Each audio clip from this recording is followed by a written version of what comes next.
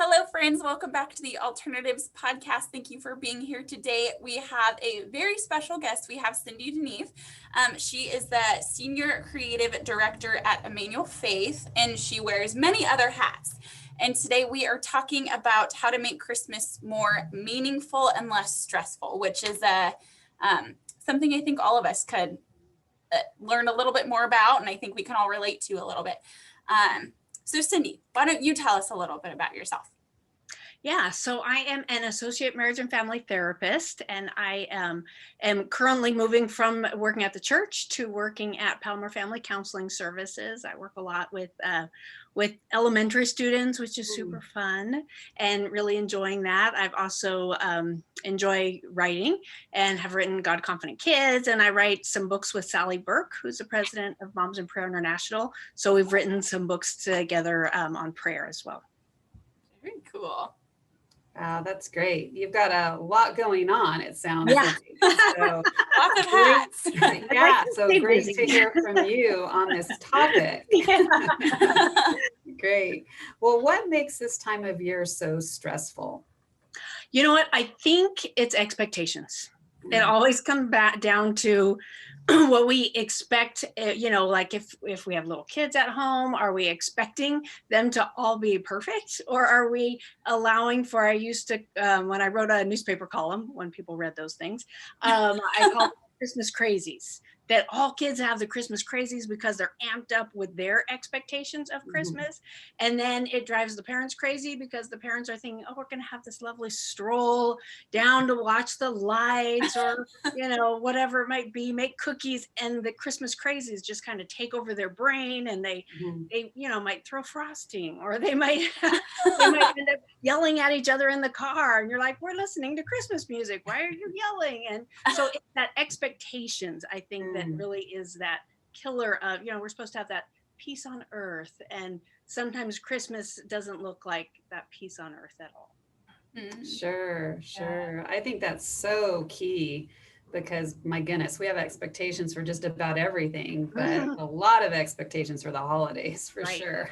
The other thing, in the most recent book I wrote, God Confident Kids, I talk a lot about the comparison generation, but it's not just the kids that are growing up in that, it's us. We're on Pinterest, we're on Instagram, we're Facebook, their tree is so much prettier.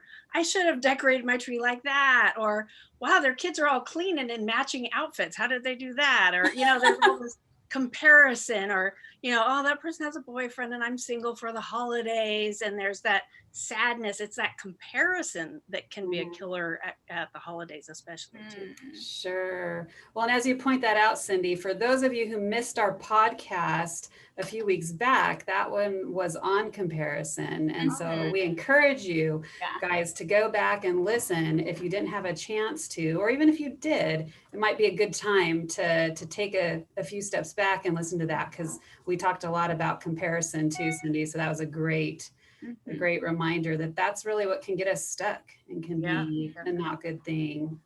Well, do you think it has to be stressful? Is this something that we just have to endure, or can we do something different about it? Yes, my encouragement is do something different. So what I suggest is you list out all the things that you think you want to do for Christmas. And you can, if your list is 20 things long, fine, to start with. But then narrow it down to like 4 or 5 key things. Like, I really want to make cookies, or I really want to see the lights, whatever those few things are. Maybe there's a family party that you really want to go to, or you want to host a party, but you can't get everything done. And I think that's where that stress comes, is that, I keep hearing people talk about making gifts for the holidays this year. Why? Why are we doing that to ourselves? Buy a gift card. People love handwritten notes. They rarely get it. They don't cost that much. It doesn't take that much time. You can still do sentimental things without things that take a lot of time.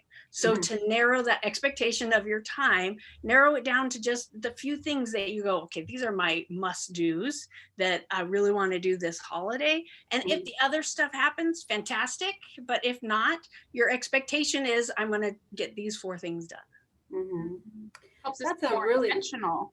Yeah, and I agree. It's just, and such a great thing to do, because then it kind of eliminates some of that additional stress because you know specifically what's most important, and even to talk that over with your kids or your parents, if you're still at home, what everybody's expectations are, what's important to them.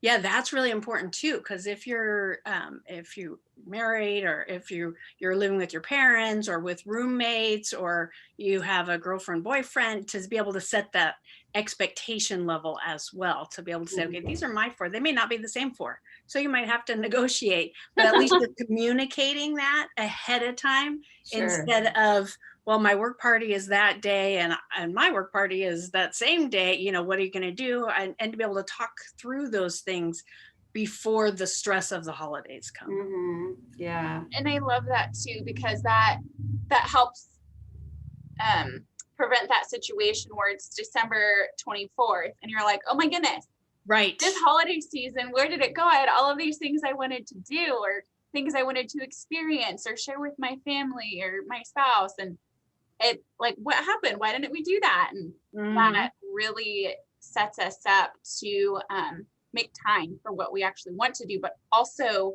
causes us to really think about, what do we want to do? right. So Yes, really good. And then to do some of those tasks that we have to do early, you know, so to be on Amazon, buy the presents on Amazon, get them, you know, wrapped early, so that there's a lot of what robs us of joy in general, but especially at the holidays, is that time crunch and going, oh, I wanted to do this on Christmas Eve, but I still haven't wrapped the presents. And that's really a killer. But to wrap the presents earlier, that's okay and helpful, and try to get some of the tasks done earlier. What I like to do is I always watch White Christmas while I wrap my presents. That's my tradition. I hole up in my room. I don't let anybody in. I spread out all the presents, and then I just wrap while I watch Christmas movies. And that's my tradition. I try to do it early so that I can spend time, because obviously you're not spending time with the people you love because you're wrapping their presents. So to be able to make sure that you schedule in those to-dos that you need to be by yourself too. Sure. Well, and you kind of answered this, but because you talked about prioritizing what's important to you during the season, but how can someone decide what things are important? Because like we were talking about, you might have a certain thing that's really important to you. You know, I might have something important. Hannah might have something else. Then you've got, you know, spouses and children and extended family. So how does one decide when there is so much grabbing at our time during the holiday season? Yeah. You know what? I take it back to, I talked to a mom's group a couple years ago about bringing peace back into the holidays. And it's that ponder and pray is what I call it. You know, sit in front of your Christmas tree. Make sure that you have that time with the Lord to pray and to ponder. I like Mary, that verse in Luke that says that Mary pondered all those things in her heart. And I love that. And that really stuck with me, because I always got really fascinated by the shepherds. The shepherds were just doing their thing. And they're smelly and nobody likes them in the neighborhood. and yet that's who the angels came to, is the people that are just doing their regular stuff. And the angels came and told them this great news. And then they didn't say, that can't be possible. They actually went and followed and went to see baby Jesus. And then they left and they told everybody about it. And so I've always been fascinated about the shepherds. But a couple of years ago, I just was struck by the fact that in the middle of that, it says, and Mary pondered all these things in her heart. And she really contemplated that. And so that brought me to that place of, I need to ponder and pray. And if you don't mind, I have a verse that I wanted to read. It's Psalms 112, 2-4. Great are the works of the Lord. They are pondered by all who delight in them. Glorious and majestic are his deeds, and his righteousness endures forever. He has caused his wonders to be remembered. The Lord is gracious and compassionate. And I love that for Christmas, because it's kind of all wrapped up in there, and that he is gracious and compassionate. He sent his savior. And to be able, so for each of us to individually and also as a family, to be able to sit and ponder what Jesus coming to earth means to us, and ponder what it means to our family.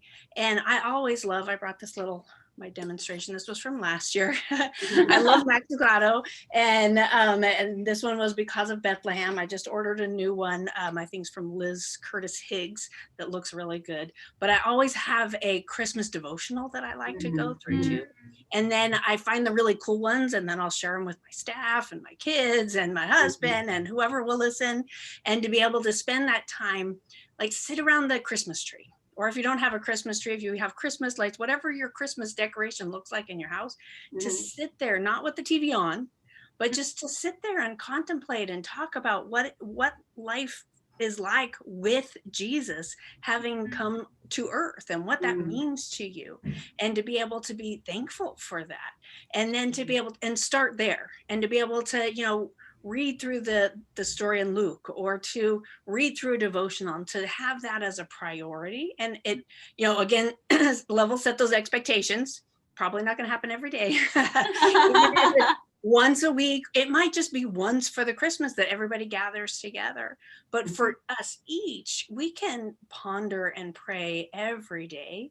And whether it's just in our car as we're driving someplace, maybe driving to get our Christmas presents, whatever that might be, but to really, that peace comes when we ponder and pray. It's great. Yeah, that's good. And that really helps like ground us in truth when all of these stresses are going on around us. We're able to really just sit before the Lord and be grounded in that. And then we pray through, sorry, I didn't fully answer that question.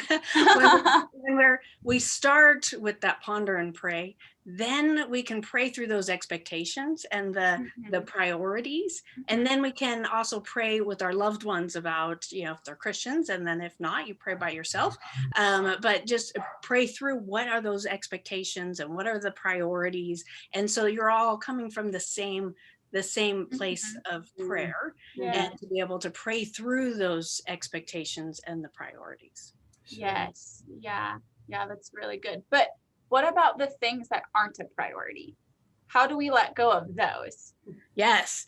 So sometimes that's really hard, because there's things like making stuff. Like I used to, when I was younger, I'd want to make stuff for everybody. And sometimes it's just a discipline. Let it go. Isn't that the song from Frozen? Let it go. I know it's easier said than done, but once you make that priority list, and then you can also realize, there's only so much time in December, and okay, I wanted to get these things are my priorities. So maybe I don't have time to bake all the cookies, or to deliver baked goods to the neighbors, or to do some of those things that you were really thought this was the year I was going to do it, and to be able to let those things go. And if you have somebody in your life that you can talk through and, kind of help you stay accountable to as well, but also not to be so strict that you're like, nope, these are my priorities. That wasn't a priority, so I'm not going to do that, because stuff comes up. And people be like, hey, let's go do this together. Or, oh, you want to come over and watch Christmas movies? And to be able to have enough margin in your life to be able to say yes to those spontaneous fun things too. Yeah. Margin. Yeah, that keyword. Yeah. As you're planning with your kids or your spouse or your roommates, what you want the holiday season to look like, planning for that margin to be in there, and planning that time to not have anything planned, I guess, so to speak. But a lot of the thing that makes this tricky is that we have family pressures and expectations and social expectations. And how can we navigate all of that when we have our things that we decided that they're priorities, but then our family might think this should be a priority, but it didn't make it on our list, and that can just be hard. So how do we navigate that? It can be hard, and open communication really is the best way to do that. There may still be those hurt feelings that you didn't choose to go to this, but you chose to do this. But if you're open with the communication and you explain, but we have, this work party that we had to do instead, and maybe we can do something, because we also limit ourselves to, those 3 weeks before Christmas. But remember that there's a whole other, and actually there's a whole week after Christmas that most people have off. So that's another way to do that, is to be able to say, hey, we can't do it before Christmas, but let's schedule something to get together after Christmas, and to be able to work those things out and to be polite and gracious. But also when we pray through those things, you'll be surprised at how God, and pray beforehand, how God prepares each other's heart to be able to come to a great compromise and understanding. And have those conversations. Yeah. Prayer is crucial in doing that. Yeah. And just unifying your family as you navigate all of that. So when somebody's just first going to the drawing board and they're looking at, okay, here's our month of December, and here are the weekends or the days or the time that we have to fill it up. But they're just kind of coming up with a loss of like, well, what actually is going to make this meaningful? What are some ideas that you have, like practical things to make this season more meaningful, whether it's a tradition or a habit or an activity? Do you have any ideas for that? So what I love is some of the cultural traditions, like my husband's family is Dutch and Indonesian, and so they always celebrate Sinterklaas Day on, and we float the date, because we're not, we have lots of family, and so to be flexible in those things, just whenever we can get together, and we have split pea soup, and the kids put carrots in their shoes and wait for the gift from Sinterklaas, and it's really fun. But to be able to like find some cultural things that are fun to do, but not to add the extra pressure. But really to have it come back to something that's meaningful, to be able to sit and have those conversations about, what was your favorite Christmas, and what does Christmas mean to you, and to read those Christmas stories together, and to read the devotional, or to do, have the hot cocoa in front of the Christmas tree, and just to be able to sit in that sweetness of connecting with each other, and to be able to find those times. Maybe it's playing a board game together. I mean, obviously everybody wants to watch Christmas movies, and that's fantastic too, but to be able to create some extra moments where you're just sitting together and drinking hot cocoa and sharing Christmas stories or favorite memories, or and that can be done after Christmas too. It's like, oh, what was your favorite part of Christmas, and to kind of relive those moments as well, and to reflect on God's goodness and graciousness and his gifts to us. Yeah, that's fun. It's, and all of us have different childhood memories of Christmas, and what made Christmas, whether it was going to grandma's house, or, having the hot cocoa, or a number of different things. And some people have had really hard Christmases. There's been loss, and there's been disappointment, and all of that. So it's really good to be able to have those few little things, or some small moments that you can have with those who you love, to be able to make it really special. Yeah.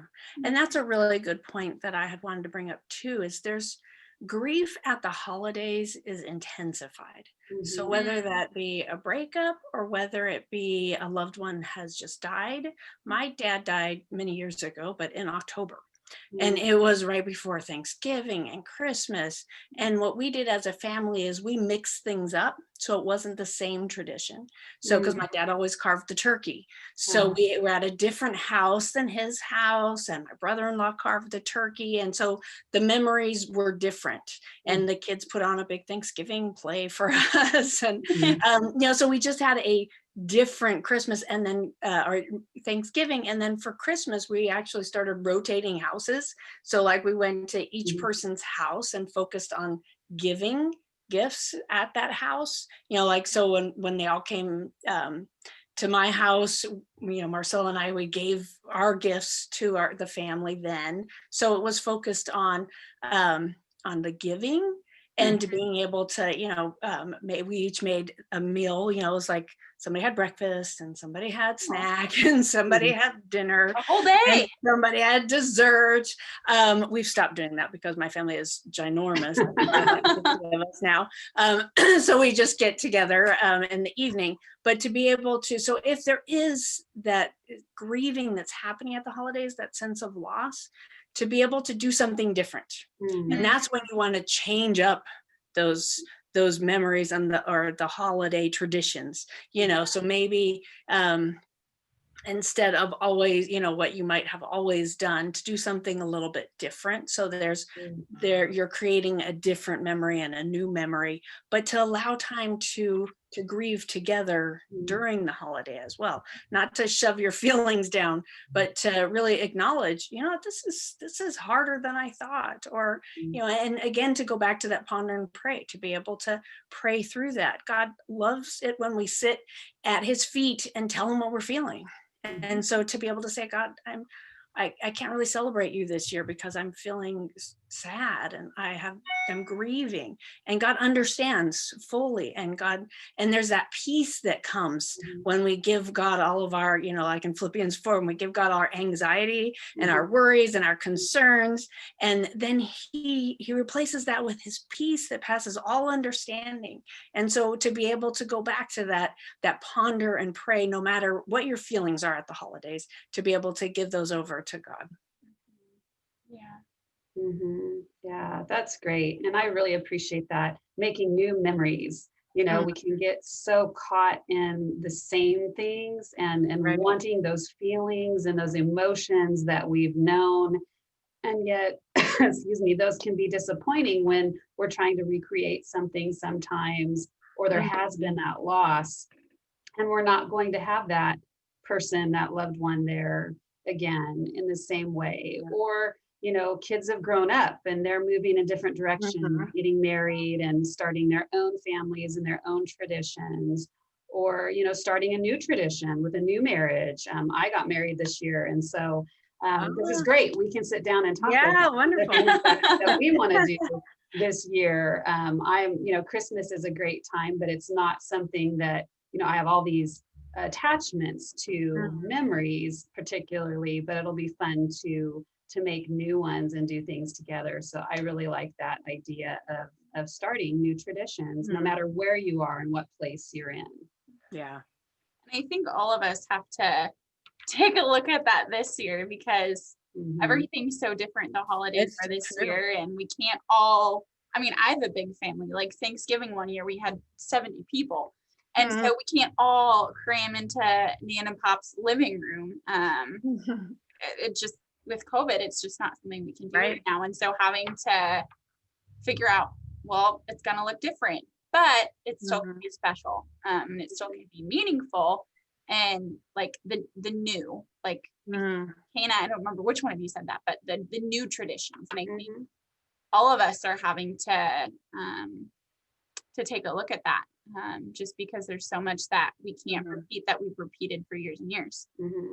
That's a really good point for this year, especially to be able to find that time to just be able to sit and reflect. And people will still be decorating, so you can still drive around and look at lights and that kind of thing, but we may be limited with, there won't be big Christmas concerts, and there won't be some things that we were like, well, this is my tradition, I always do this. And to be able to feel that sense of loss, but then to release that and to say, okay, but now what new tradition or what new thing might I do this year that maybe I won't do again next year? But to look at it in a positive way, almost like a gift, like, ooh, what can I do this year that maybe I haven't had time to do in the past too? Yeah.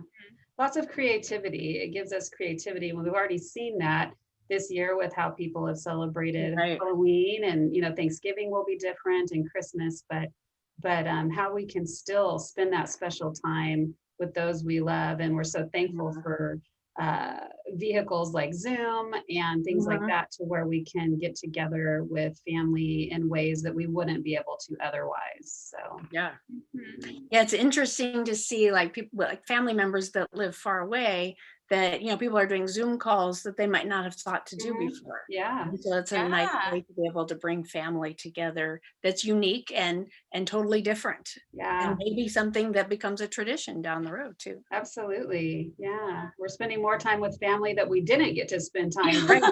That's right. So. Well, is there any final things that you want to leave with our listeners about making Christmas more meaningful and less stressful?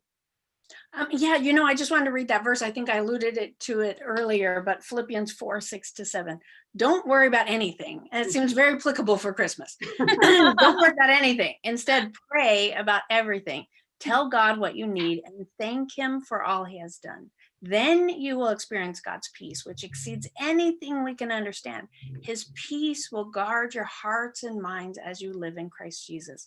That's Philippians 4:6-7. And I love that because we can, especially as we think of a COVID Christmas and what that means, and there may be that sense of loss of, oh, I can't do this and I can't do this, but to be able to go to God and say, you know what, I'm frustrated, but here you go, God, and I'll take your peace. Thank you very much. And to be able to have, I call it the great exchange, we can give that to God. And the cool thing is you'll have a beautiful Christmas tree is sitting in front of you, or a wreath, or however you decorate your house is, we can still decorate our house. We can still make that time to be able to enjoy Christmas just in a new way, and to be able to make that time to also be able to sit at Jesus' feet and reflect on what that means to have that Jesus came as a baby born in a manger.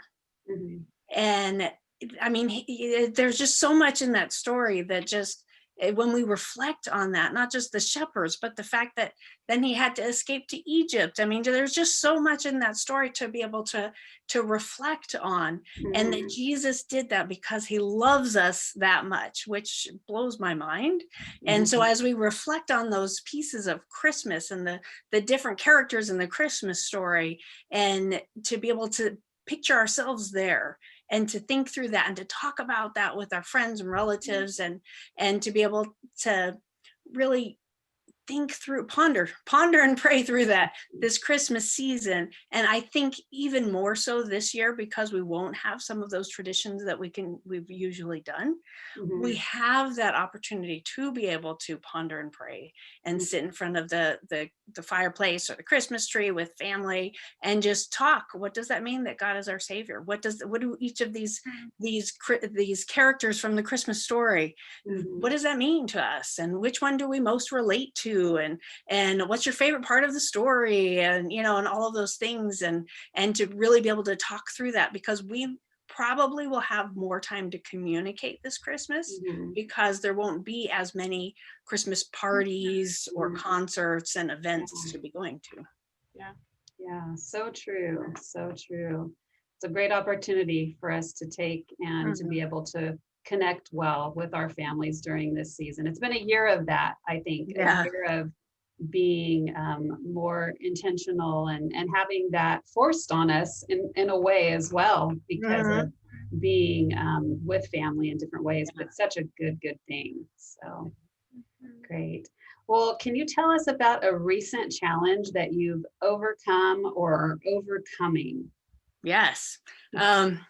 So just recently, just a few days ago, I was at Focus on the Family doing a recording, and I originally thought it was just going to be a podcast, and then they actually videotape it, and there's 2 other interviews that come with that, and it was I've never liked having a video camera in my face. I love to speak and teach and lead discussions and that kind of stuff, but for some reason that video camera in front of my face, I was like, oh. Mm-hmm. And so I was really nervous. And so I had to go back to that 2 Corinthians 12:9, which is one of my favorite verses, that my grace is sufficient for you, for my power is made perfect in weakness.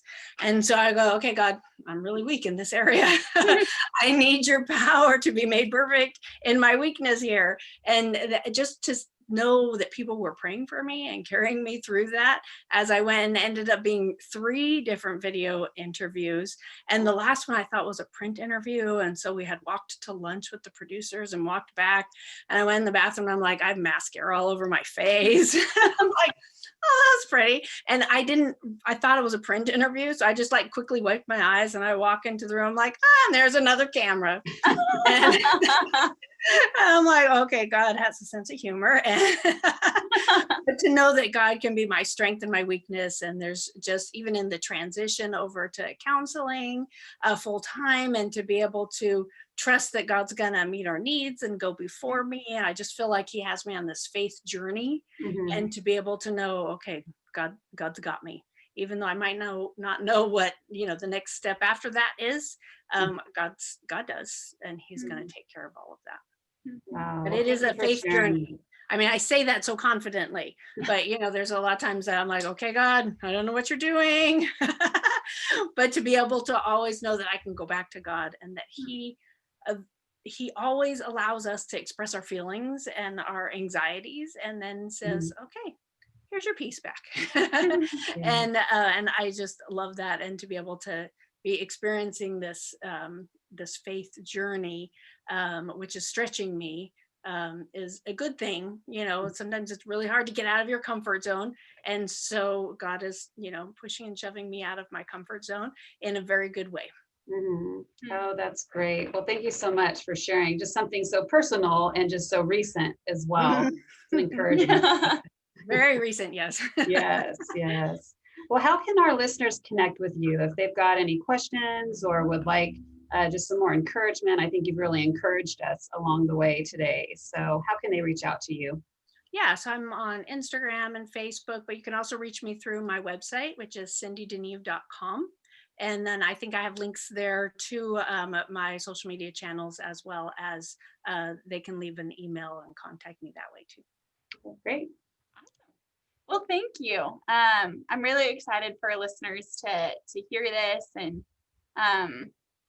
so many of us, I think, can relate to just this idea of having to find new traditions. I mean, we all have to do that. And so I thank you for the wisdom you shared in that. And just what a blessing that is. And I know for me, I'm going to be newly married as well going into Christmas. So having that, just that idea of like, okay, well, what do we want and how do we figure that out? We're so practical. So thank you for that. Oh, thank you. And then for our listeners, thank you for tuning in today. We are online, so you can connect with us on Facebook at Alternatives Medical Clinic. And then on Instagram, we are at Alternatives MC, and we will talk to you all soon.